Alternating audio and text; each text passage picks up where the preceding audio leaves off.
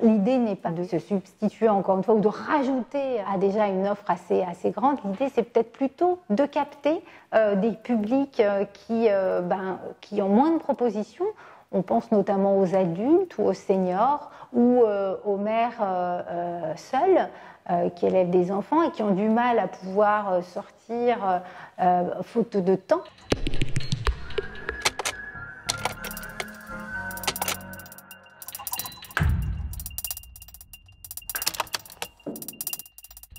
C'était d'abord en fait d'offrir aux locataires de Toit et Joie un peu plus qu'en fin de compte des murs. C'était offrir aussi un accès à des services sociaux, mais aussi à la culture. Il y a 5 ans, la directrice générale de l'époque, donc qui est Michel Attard, a décidé, avec Marie-France Lucchini, de créer donc une direction de la culture en proposant donc chaque année plusieurs projets. Et puis surtout un festival, le festival Au-delà des toits, qui est un des seuls festivals, c'est assez unique en France, à être en pied d'immeuble HLM pendant plusieurs jours avec des artistes professionnels qui viennent proposer donc des projets avec les habitants. Il y a un vrai budget qui est alloué à cette direction de la culture. Le budget annuel, si vous voulez, tout confondu, c'est à peu près de 350 000 €. En fin de compte, la directrice de la culture peut dialoguer avec le directeur de la maîtrise d'ouvrage, la directrice du patrimoine, etc., si je puis dire, d'égal à égal. D'abord, le bien vivre ensemble, c'est ça qu'on veut faire à travers ces projets culturels, c'est en fait de mener des vraies aventures avec nos locataires et des artistes.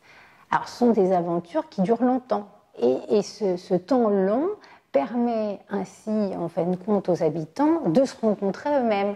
Parce que c'est vrai que sur un palier, parfois on ne connaît pas son voisin.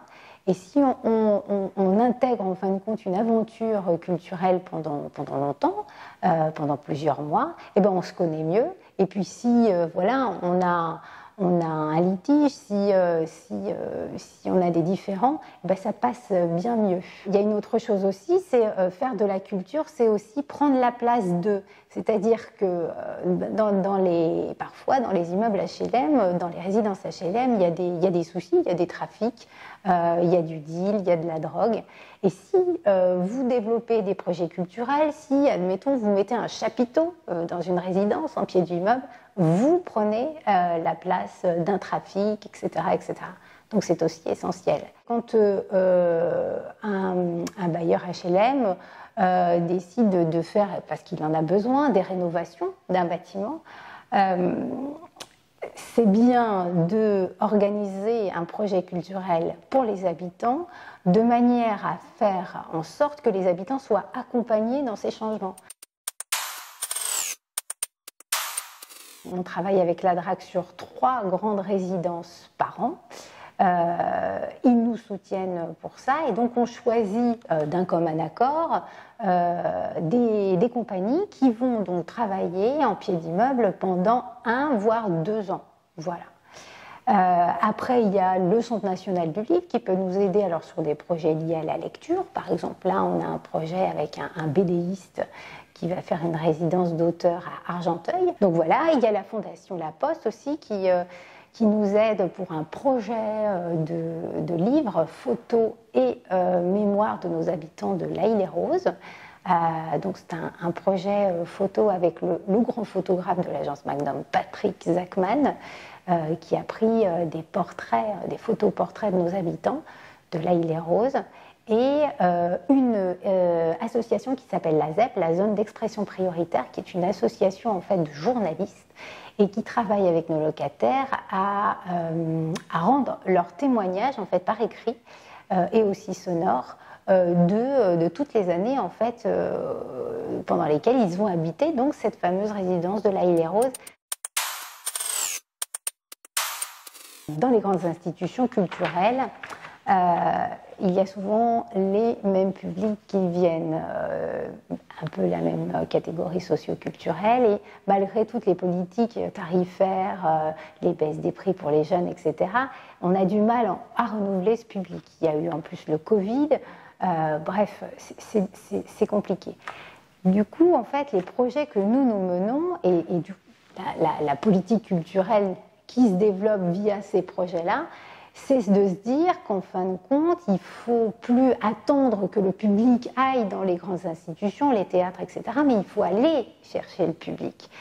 Et aller chercher le public là où il est, c'est une façon de répondre à cette problématique. On a des résidences HLM parfois assez éloignées de grandes institutions publiques. L'artiste, du coup, n'est plus au centre de tout, mais c'est en fin de compte le public, en fait, qui est maintenant au centre des attentions un petit peu plus que l'artiste. En fin de compte, le curseur a un petit peu bougé. On cherche des artistes bien spécifiques, on les appelle un peu les couteaux suisses, parce qu'il faut que ce soit des artistes évidemment expérimentés, qui aient une bonne expérience du terrain, qui acceptent de développer des projets dans des endroits qui ne sont pas du tout normalement dédiés à la culture, puisqu'on est en pied d'immeuble, on est à l'extérieur, enfin c'est compliqué, et puis qui acceptent aussi de faire un pas de côté. L'habitant, en fin de compte, est toujours au cœur du projet.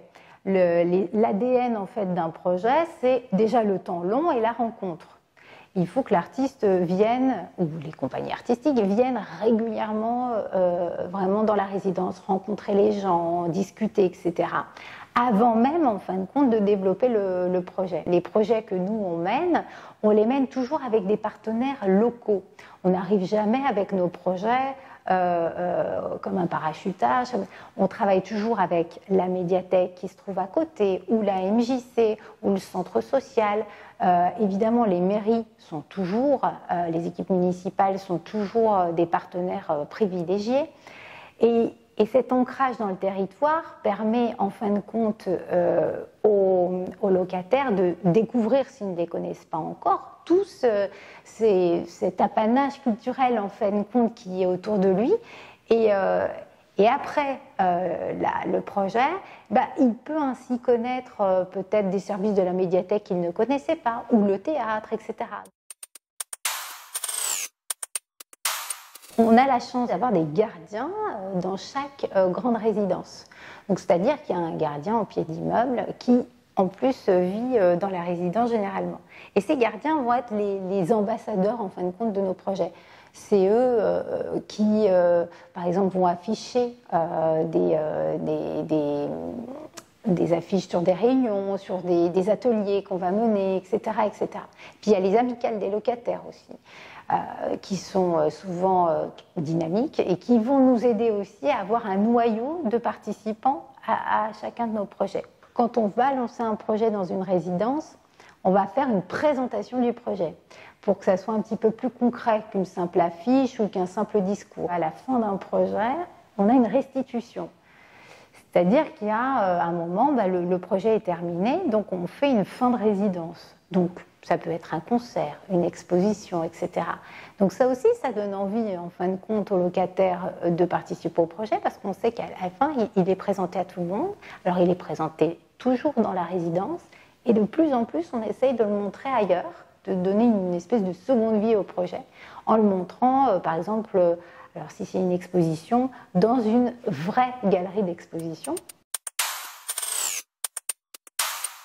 Les difficultés, c'est de monopoliser les habitants. Alors parfois, on a vu que peut-être que le projet n'était pas forcément adapté à la population d'une résidence. Donc ça, justement, quand on s'en aperçoit, il faut réécrire un petit peu le projet, accepter peut-être que voilà, le projet tel qu'il est ne va pas et qu'il faut donc faire un pas de côté et le réécrire un petit peu.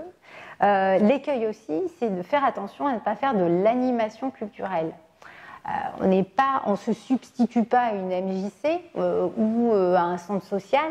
L'écueil aussi, c'est de faire des projets uniquement pour une catégorie de la population, notamment des jeunes, qui sont déjà assez sollicités par le périscolaire, par l'école.